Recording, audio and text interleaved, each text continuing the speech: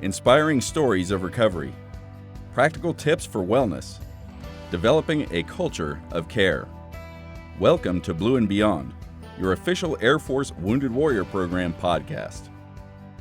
Hey there, Warriors. I'm your host, Walt Myrie, and today we're joined by Mr. Randy Tillery, the Director of Airmen and Family Care, and Chief Master Sgt. Jason Sarrett, Chief, Director of Airmen and Family Care, to talk about Warrior Care Month. Mr. Tillery, Chief Sarrett, thanks for being with us today. Thanks, Walt. Appreciate the opportunity to share our thoughts on the Wounded Warrior Program and particularly Warrior Care Month. So right out of the chute, I looked at your bios and have studied your careers a little bit coming into this meeting. Tell me a little bit about yourself and experience that got you to where you are here with DPF. Well, Walt, I spent 30 years in the active duty Air Force working talent management and care solution programs throughout the Air Force and about 22 assignments over my 30-year career, after which I wound up working for Auburn University for a few years in the fundraising business and then came back to my first love, the Air Force, and got a job here in the Air Force Personnel Center. And then in 2012, got the opportunity to stand up the Director of Airmen and Family Care from the very beginning. I really love this kind of work. It's wonderful for me to have the opportunity to take on the leadership in this program area.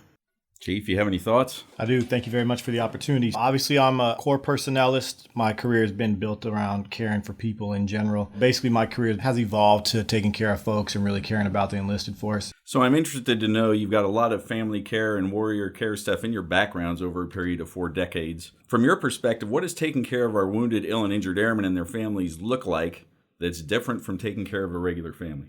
To begin with, those folks in our program who are seriously wounded, ill, or injured have a different set of problems that we're dealing with. They have some challenges that make taking care of them a little more challenging, and so we have to, in our programs, develop solutions for them that are a little bit different than we would for regular active duty folks.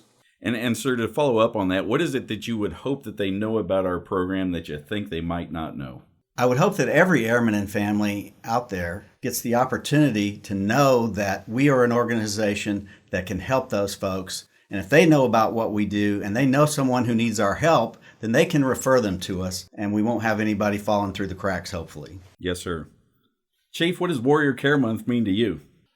Warrior Care Month is an opportunity to show our appreciation for our wounded warriors. While all of their wounds, are both visible and invisible, aren't necessarily accrued or happen in a contingency environment. We basically just want to showcase that we are able to care for them, that we appreciate them as family, and how much they mean to us as being part of the Air Force family. And that kind of goes around the entire Air Force, not just from the Wounded Warrior staff. It's an opportunity for the Air Force family to show our warriors that we appreciate them and their sacrifices.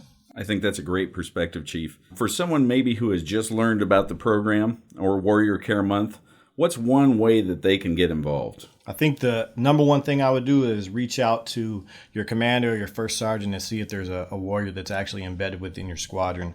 I think showcasing the family of the squadron is where this all starts. After they find someone from the squadron and are there to support them and help out where they can, then I think they just look for our advertisements for when we show up to their local area. I think that provides the least amount of impact to their overall schedules and their time and allows them to make the biggest impact. So start at home and then look for our care events and volunteer when we reach out there.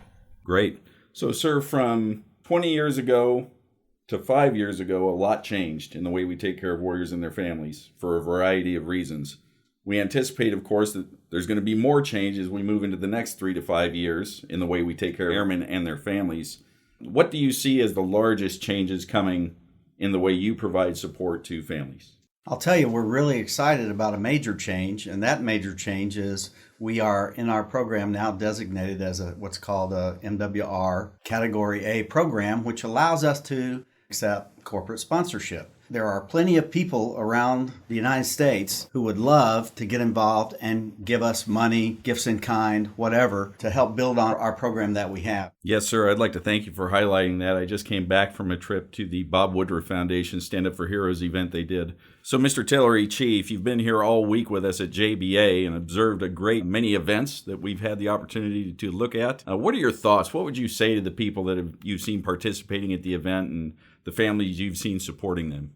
I'll tell you, anytime anyone can attend an event like this, it has a significant impact on you. It will, I promise you. It has on me every event I've ever been to. You can see a person who goes into a resilience event, whether it's art, whether it's music, you can see them transform from the first day of the event to the last day of the event. It's the same for sports. It's the same for any time a warrior figures out that there's now something they can do that somebody used to tell them that they couldn't. As we've expanded over the years from just primarily an adaptive sports type of program to now where we've reached out and found ways through the resilience activities to reach people that we might not reach through sports, this is going to give us additional opportunity to build upon those programs. And just as importantly, if not more, it gives us the opportunity to provide more resources to support caregivers. It is an awesome experience. It's motivating, it's inspirational, and it gives me chill bumps just to talk about it. I'm inspired more than ever, more than I've ever been. This has been an incredible event. I'd just like to say thank you to our volunteers and our teams for enabling this successful opportunity. So that's it for this installment of Blue and Beyond. To our AFW2 community, if there's anything you'd like us to discuss or any issue you have questions about, reach out and we can chat about it. This has been an episode of Blue and Beyond, your official Air Force Wounded Warrior Program podcast. Connect with us on social media to keep up with all things AFW2, and be on the lookout for the next Blue and Beyond podcast.